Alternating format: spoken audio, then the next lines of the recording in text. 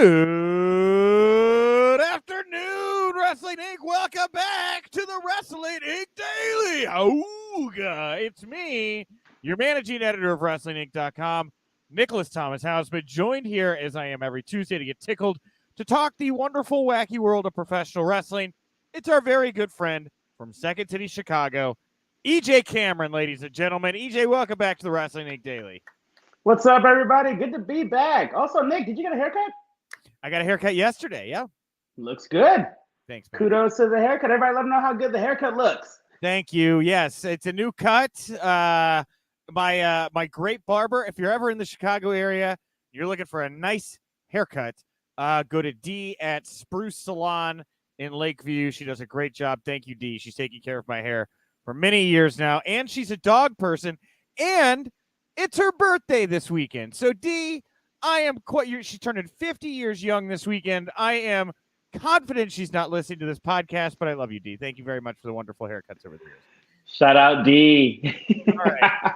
We got a great show planned today. We got a lot of people already jumping into the chat room here. John from West Texas, Jay Flame, Europe. Tuesday, everybody. Dino, Pat, Manjinder, Andrew, Samantha, Brandon. We got everybody in the chat room today. So if you want to be a part of the show, jump in, say hello. Let us know what you think of the show. Let us think what you think of the news we talk about here. I see the Murphy family saying happy February. It's also Black History Month, everybody, right? So celebrate that as well. I hope you think about this month critically, So take it in. We got a lot of great stuff. It's my birthday tomorrow. Tomorrow is AEW in Chicago. We're getting CM Punk versus MJF. I've got a good feeling about February. Can't lose. Me too, man. Happy Black History Month. We're celebrating all year. Mm-hmm. Even Black Futurism Month too. We're thinking for the future too, baby. I like that. That. Is that March? Is it February Black History Month? Then March. Now we're going to talk about the future of Black history. So I say we talk about every day. Okay. Well, different podcast. So we're going to get to the news in just a moment. After we talk all the pro wrestling news the past 24 hours. If you're listening in audio form, you're going to get to hear the full audio of my WWE Royal Rumble Media Row interview with Nikki A.S.H. Nikki Ash in the house here today. Of course, you saw her lay out Molly Holly at the Rumble. I thought this was a really good talk. I think you guys will like it a lot. All of the Media Row interviews are already live over on the Wrestling Inc. YouTube channel, so if you want to check any of those out, you can do that at your leisure. And at the end of the show for everybody, we're going to table the talk as much as we can about the actual WWE title match, Elimination Chamber for the mailbag. Big topic to get into here today. Very heated poll. So we'll save that for the end. But let's get to it here. Some news you can use. News that will leave a bruise. And we have some updates here about Shane McMahon. Man, so something really happened here because the reports we'd been getting up to today from like PW Insider, and I believe Fightful was that Shane McMahon was back. He was going to be at the Chamber. He was going to be at Mania.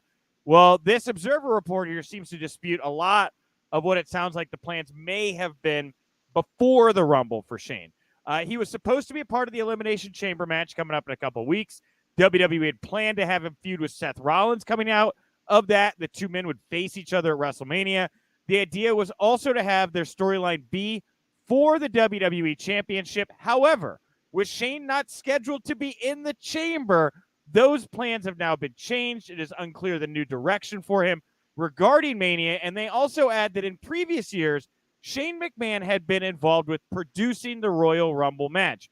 But this year, he took on the lead role for producing that match. Apparently, he ended up rubbing people the wrong way on the day in regards to his production. Right now, there are no more advertised appearances for Shane McMahon at WWE. And I just wondered if, people didn't like what he was doing or whatever. Did that spoil the water and now he's off the table? I don't know. How's this read to you, EJ? Thank God if that's the case. My goodness. What? Shane McMahon versus Seth Rollins for the WWE Championship? I don't want that. Nobody wants that. We don't need that. If you want that, I'm sorry. But no, and no. I'm glad that they're not doing that. That you reading that just, I don't know, that made me like, ugh. And the Rumble, we were talking about this a little bit before the show went on. I thought the Rumble was kind of flat. Oh yeah. They just tossed my guy Big E out like whatever. Yeah. And I was like, that's it? Yeah. So if he produced it on his own, I understand why people rub the wrong way because it just was, I don't know, the show felt.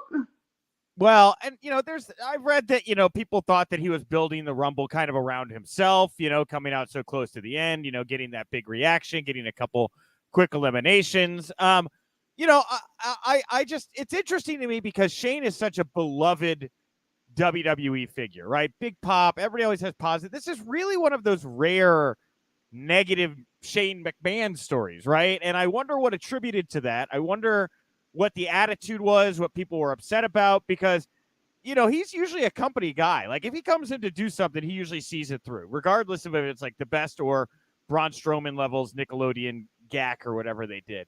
I think that it feels to me like he was just out of place in this situation. I don't know if it was politically or whatever it may be, and just decided after this experience, I don't want to be around this right now. That's how it reads to me, at least, Yeah, maybe, especially bringing up the Braun thing, maybe the luster of Shane McMahon has worn off. He's a nostalgic act for us. It's like, oh man, the owner's son is going to fall off of something huge. But right. now people are like, oh, Shane McMahon, what's he going to fall off of? I can't wait to see him throw those weird little punches at everybody. And you're like, oh, okay. Here's the thing about Shane. Shane can still work, but not the same way, because, like, you're right. I'm not excited about, like, inherently a Shane McMahon match, right? Like, if it's just him against somebody like Seth Rollins that can put on a 5-star classic, and he's going out there trying to do a 5-star classic, I'm sorry. I'm not expecting Shane McMahon to pull out a shooting star splat or shooting star press. I don't know that we could get coast to coast. I could be wrong. He's going to try. If you're going to use Shane and you're going to roll him into Mania, then there's got to be a story. The story can't just be that he's going to have a great match. There's got to be more to it than that. And I really thought Austin Theory was a layup here. The guy who's been under his dad's learning tree. He's the young kid that's looking to kind of impress Vince. I thought that was the opening there, to just kind of go and be like, well, we're going to put on a banger with Seth Rollins. That doesn't do as much for me. No, you're asking Seth to do extra work. I thought it was going to be Austin Theory Shane, and I was like, cool, I'm fine with that. The problem is you're trying to tell me that Shane is going to hang with Seth Rollins, like what you said. They did it with him and AJ Styles, with Braun Strowman, with The Undertaker. That's not who he is. Like, he is not made to hang with them. His thing was that he was a punching bag, and Kurt Angle threw him around everywhere, and you were like, cool, this dude can take a beating. That's not this now. Now it's like, all right, you're going to have a championship match against Seth Rollins. Why? We got Big E, who's now on SmackDown? Yeah. Come on. There's so many other people. Cesaro wasn't even in the Rumble. Yeah. Or where was Finn Balor? That was another name I know a lot of people were asking about. I don't know, man. Just a weird Rumble. And the symbolic nature of the WrestleMania sign physically catching fire twice as this all kind of played out underneath it. Dude, it was a really weird night, man. It was a crazy show for me. It was just seems like a metaphor. Yeah. An omen. By the way, I had not been keeping track of the comments, but I guess I see a lot of people echoing what I'm saying, which is the Murphy family saying Shane Theory, that would work. It help put him over. He may interfere in the Chamber match, cause Theory to get eliminated. I don't know. If Shane's not announced for the Chamber, I don't think Shane will be there. I could be wrong. Yeah. Maybe there's him and Austin moment. He's backstage, and Austin's like, "Hey, I want to take a selfie with you," and Shane's not feeling it. But I don't know, man. Like, seeing this another episode of Succession, but with the wrestling royal family roll out into real life and affect my main event. Dude, but I would prefer it be like Succession, where it's head on with Vince, right? That's not really what we're getting here. It's just like one of the kids from Succession doing his own thing. That is just like that. There's no conflict there. It's just this rich kid is getting to do whatever he wants and like live the dream. It lacks the conflict that I want. Like Succession. Yeah. Maybe he tried to bring Raw Underground back, and they were like, "All right, that's enough, buddy. You're done." MCasp also echoing Theory versus Shane. Supersonic, saying the Royal Rumble they felt was a disaster The random bloke, Bad Bunny versus Shane. That makes sense. Two guys that just shouldn't be there. I was thinking that. I'm so serious. Like, you had Bad Bunny in the Rumble and Johnny Knoxville. God, I guess. Yeah. I guess. So that's kind of our Shane McMahon block here. Any other final thoughts on Shane before we kind of roll along?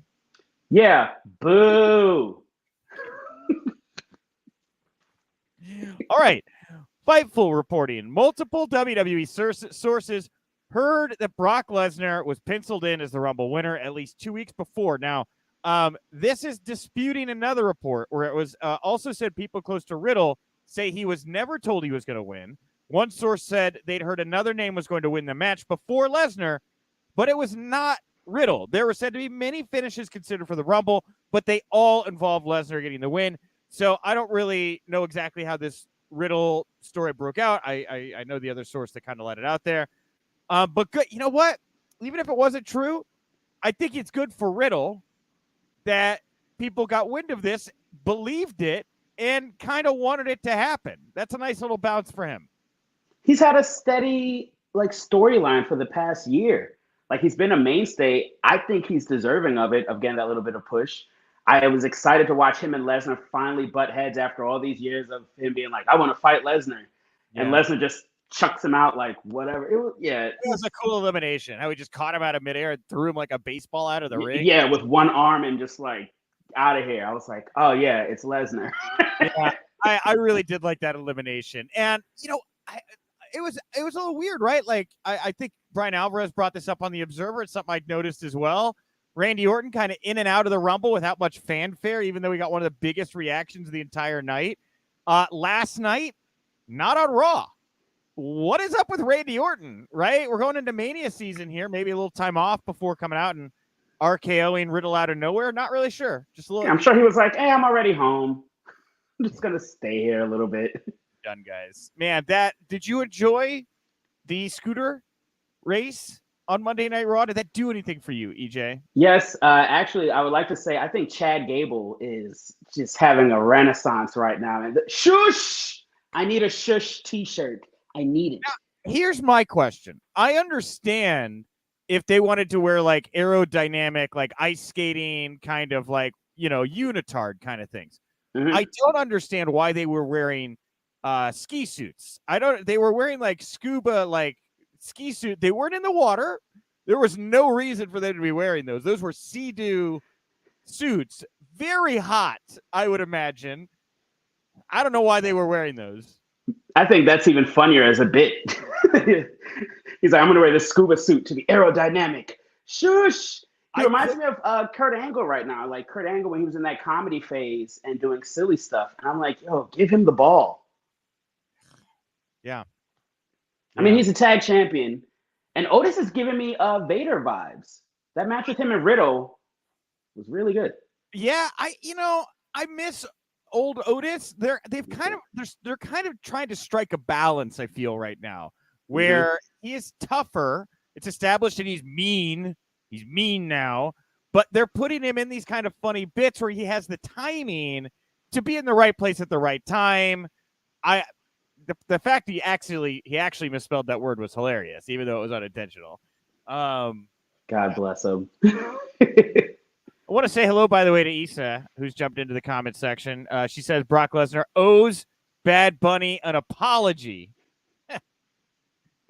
No apology. Dude, I would love to be a celebrity and take an F5 though. How cool would that be to be like, yeah, I'm going into the Rumble. As much as I'm hating on them, that's my dream. No, thank you.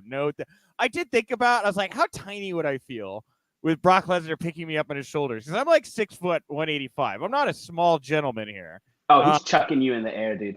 One-handed. Little baby on his shoulders, Every wrestler is like, yeah, he makes you feel tiny. He just picks you up and you're like, I'm not helping. All right. Ronda Rousey, she's set to team up with SmackDown superstar Sasha Banks at an upcoming SmackDown Live event in Laval, Quebec. During a commercial break on tonight's Raw, it was announced that Rousey and Banks are going to take on SmackDown Women's Champion Charlotte Flair and Shayna Baszler at a March 6th SmackDown Live event in Canada.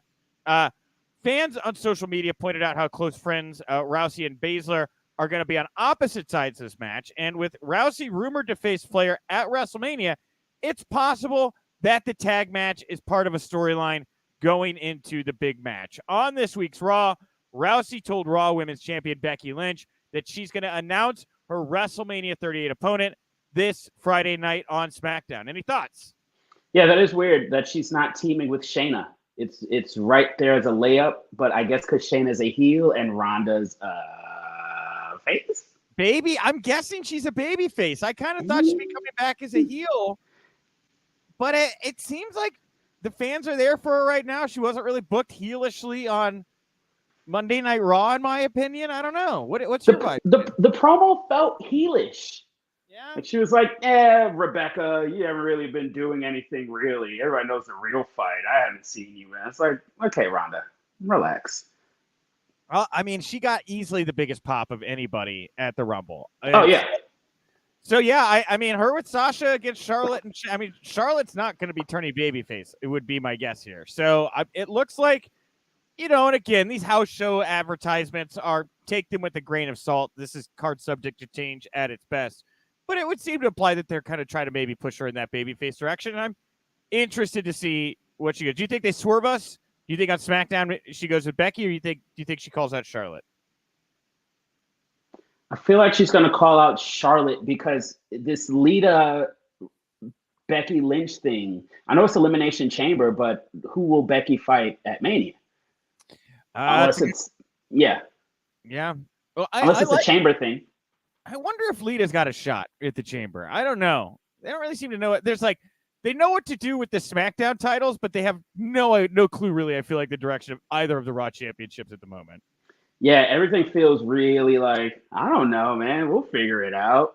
Mm-hmm. And, you know, I'd be excited for just because in the Rumble, I noticed Lita was bringing out some, like, new moves that I've never seen before. And I was like, huh. I think she looks better this Rumble than the last Rumble she was out in. I think she just looked healthier and sharper this time around. Agreed. You know who was blowing minds was Michelle McCool. Like, oh, yeah. She looks like she's ready for another title run. I mean, it hasn't missed a beat. Absolutely, yeah. She just kept going. I was like, oh, nice. Because a few others, I was like, okay, all right. Also, props to Ivory. That was a huge pop for me when she came out and immediately got thrown out. It was like, what? I thought that was a great moment. Well, and Murphy saying it looks like we probably will get Becky and Bianca in a rematch at Mania. Not a bad prediction. And they did something after Raw where Bianca beat Becky in like 12 seconds as a run back from the SummerSlam bit. I wonder if they were doing that to maybe test the reaction to see kind of how the fans reacted to something like that. I don't know. Yeah, I think that match makes the most sense for Raw. Yeah, Becky, Bianca. Well, Matt Hardy took to Twitch yesterday to confirm a couple things. He just got off the phone with his brother and decided to just, talk to everybody on Twitch. He confirmed that Jeff had passed a drug test and was offered a Hall of Fame induction before his WWE release. He says that the company offered Jeff rehab or his release. Jeff chose his release. And when addressing the odd behavior of Jeff just kind of jumping the rail and leaving that house show, he's just kind of said, that's Jeff. That's just what he does. He's a weird guy. He goes to the beat of his own drum. And if he just wants to leave and walk through the fans and get to his car, I guess that is a completely normal by Jeff Hardy standard thing to do. How do you feel about the revelations and commentary about Jeff here by Matt? I mean, I can see it. I can see Jeff standing there and go, man, why am I doing this? Just leave. Like he was getting like such a big reaction every time he came out. And I feel like they probably were like, hey, we're going to put you out a little bit and be done with you. And I still think Jeff has at least 2-3 more years, especially like just how people react to him. Man, the Hardy Boys in AEW feels like a real thing that's going to happen within the next month or so. I could see that. Hopefully they'll be the Hardy Men. Maybe. Yes. We're just the Hardys, right? Yeah, I mean, them and the Bucks, they've worked together. They know how to put together main event level matches. You throw FTR into the mix. Could be a very, very interesting time. Jeff also brings a lot of cachet with him, much like some of the other big names they've picked up. Another big elephant enters the circus, though. A couple clowns are going to lose their job. And I mean that as a metaphor. I'm not calling anybody actual clowns. Hey, who you calling a clown? You think I'm funny? You know what? Some of the sideshow. No, I don't want to. That also I don't think is going to come out right. Yeah, other circus performers, the lion tamer, the lions. Yeah, we got to put a couple of lions out. Even that didn't feel right. You know what? Yeah, no lions were harmed on today's Wrestling Inc. Daily. I just want to make that clear. And you can say that we're not lying about that neither. I could reach through the screen and hit you. I kid. Violence is never the answer. Also, I would. So the other thing, so with Jeff here, I want to hear it from Jeff.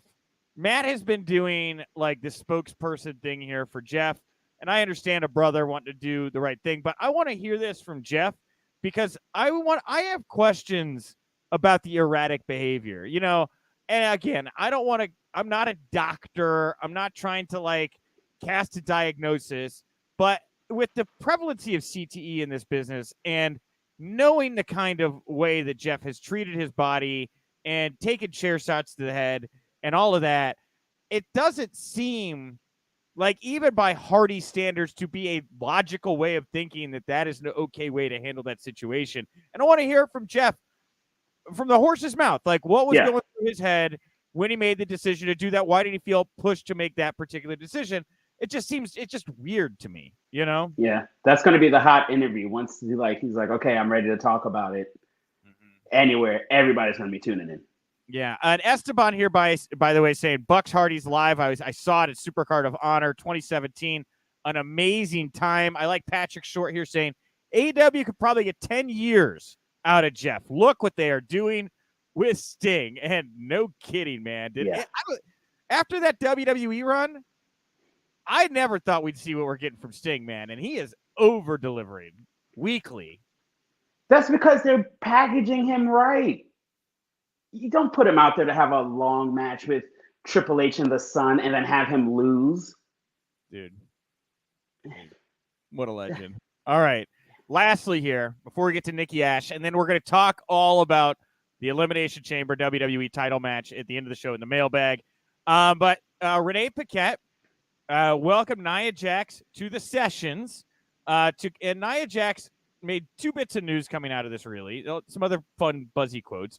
But primarily, she confirmed that she turned down a Royal Rumble spot, a resounding F no, I believe is what she told WWE. And she also confirmed that she was not vaccinated prior to her WWE release. Vince McMahon, I guess, told her in a meeting that by not getting vaccinated, she would not be able to fulfill all of her contractual obligations.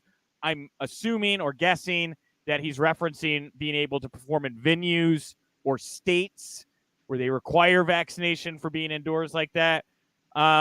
It's her decision, right? But I respect WWE's decision too. And when you wonder about, Roman Reigns coming back and how safe he feels in that environment, she said it on the record, but I have heard about multiple talents that have been released because of this very same issue here. This is the first, I think, the first to kind of explicitly say it on the record. Yeah, which I'm kind of like surprised a little bit. Well, and I'm wondering, and again, it's like I don't feel she needs to let us know her medical history or anything, but like, did she get vaxxed? Is that why they reached out? They're like, hey, we heard you did the thing. You want to come to the Rumble? I don't know, right? I wonder about that. But then would they not just try to bring her back completely? Or maybe she's just burnt out from them too. I think there's a lot of burnout there, dude. And then explains Jeff being like, I don't want to do this. So many people have left. They're just unhappy. I say there were some other buzzy quotes in there. One of the leadoff ones is she refers to herself as suffering from Stockholm syndrome from her time in WWE, which for those of you that don't know is when you fall in love with your kidnapper because you become dependent on them. And I guess she feels as if, that happened here. Unfortunate, right? Yeah, a la Beauty and the Beast. If you want to really want to learn about Stockholm. Yeah. We should get Peter Dinklage's thoughts on that, right? Maybe bring Swoggle in here. They could just talk about Beauty and the Beast. Maybe, squabble about it. I don't know if you've seen that back and forth yet. No, I have not. You didn't know that Peter Dinklage and Swoggle are beefing right now? No. What? Dude. All right. And it's okay. Quick recap before the mailbag. Peter Dinklage, I think he was on Marin. He gets asked about the live action remake of Snow White and the Seven Dwarfs that Disney's doing, right? Uh-huh. And he's like, not about it. He thinks it's a weird story about a bunch of people with dwarfism living in a cave by themselves. He doesn't think it's particularly progressive, right? Swoggle comes out. I'm not shocked at all about this because, he's on several occasions in interviews that I've done with him said he is fine with the term midget. I hate to say that. I'm just quoting him. And he took the opposite tact and said that Peter Dinklage is advocating for there to be less job opportunities for people that suffer from dwarfism. He's like, you're going to give 7 people jobs and you're going to come out and say this, and now all these people lose jobs? We can't all be, Game of Thrones, Peter Dinklage, right? So these two are beefing, man. Beefing. That's my Celebrity Mania match, dude. We should get Dinklage versus Swoggle. There's so much. Because I heard about the actors in the Snow White movie. Like, faintly, I saw it on Twitter. People are like, if they don't want to play dwarves, leave them alone. I was like, okay. I don't know what this take is, but I didn't know it was connected to Peter Dinklage and Swoggle.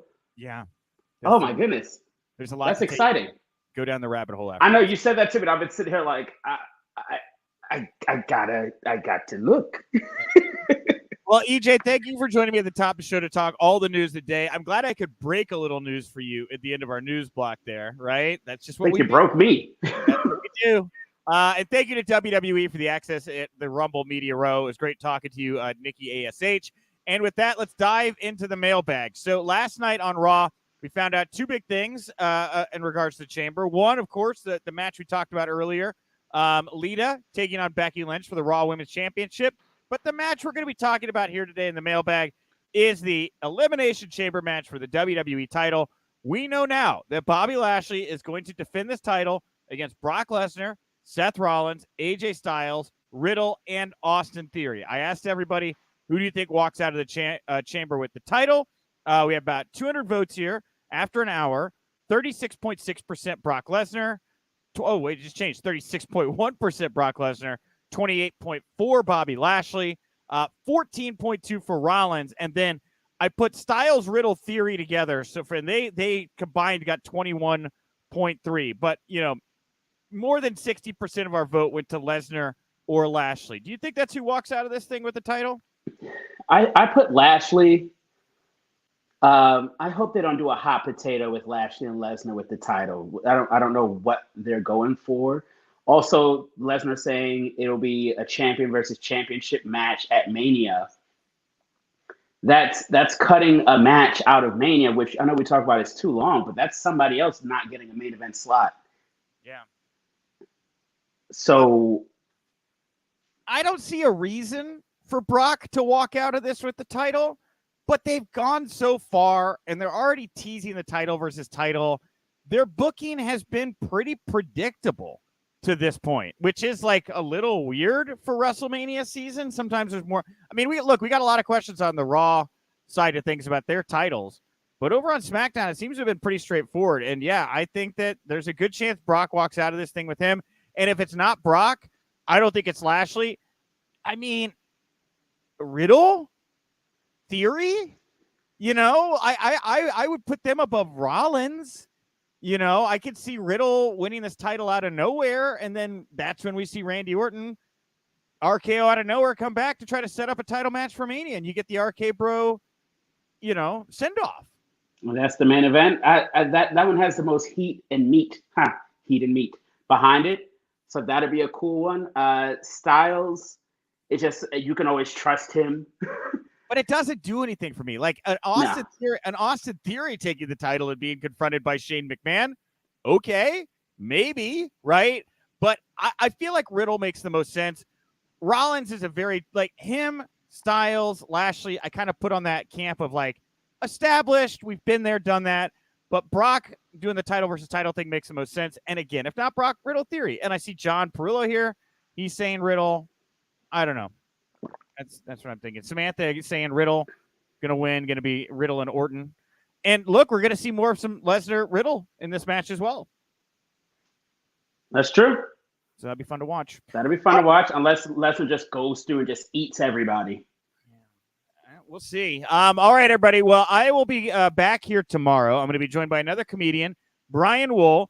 I'm going to take a break from the WWE Media Row interviews. We still have more to get to. But tomorrow on the show, you're going to hear from former WWE Performance Center recruit and current MLW star, the Judge, EJ Nduka, back in the house here. It's been a couple months since we had a chance to catch up with him.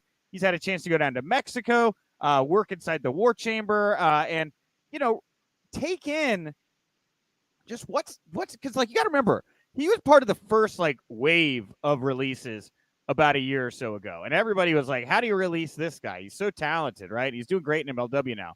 But he's watched so many people that he worked with and knew get released, you know, in the past year or so. And asking him about how fortunate he feels to have found a spot at MLW when it becomes harder these days to be finding spots anywhere because of how much talent is now on the, you know, market. This was and look, I knew it was gonna be a good talk. I always like talking to EJ and not just you, the other one. But this is a really good one, EJ. I'm really proud of this conversation. I think it's gonna be a great conversation to bring to everybody tomorrow. Oh, dope. Of course it's a great conversation. His name's EJ. That's right. Yes. It's right there. It's an EJ and Nick conversation. It's gonna be a success. And yeah, as Samantha's saying, yes, my birthday. So it'll be a great birthday party present. EJ Duke. Oh, yeah. Yeah, what are you doing? How are you celebrating? It's supposed to be a blizzard tomorrow. I don't know if you saw that. Oh, yeah, no, I've seen. I'm already bundled inside and, like, watching through the window, like. Maybe we'll go get a cocktail. EJ, would you like to do that for my birthday? Yeah, let me know. I'm off all day. I think I'm going to go to the DMV for your birthday. Okay. All right, maybe. Maybe it'll be a me, EJ, Liz, and Willow kind of snowy birthday party. Also, if you like the Wrestling Inc. Daily, support us on all the podcast platforms, supportwrestlinginc.com and all the socials, and come back here tonight after WWE NXT for the Wrestling Inc. podcast. It's a lot like this show. It's just at night. EJ, what do you want to put over here before we wrap up? Keep being kind, people. Happy Black History Month to everybody. Happy Black Future Month. It should be more than a month and not the shortest month of the year, but we'll get to that later. Learn something. Read up on something. Learn your little something. I know this critical, whatever. Enjoy yourself. Be kind. Yeah, that's it. I'm EJ_Cam19. Yeah. That's Love good. yourself. I echo everything EJ said. And I am at Nick_Hausman over on Twitter. Thank you all so much for tuning in. I'm going to talk to you tomorrow. And remember, if you winked, you didn't miss it.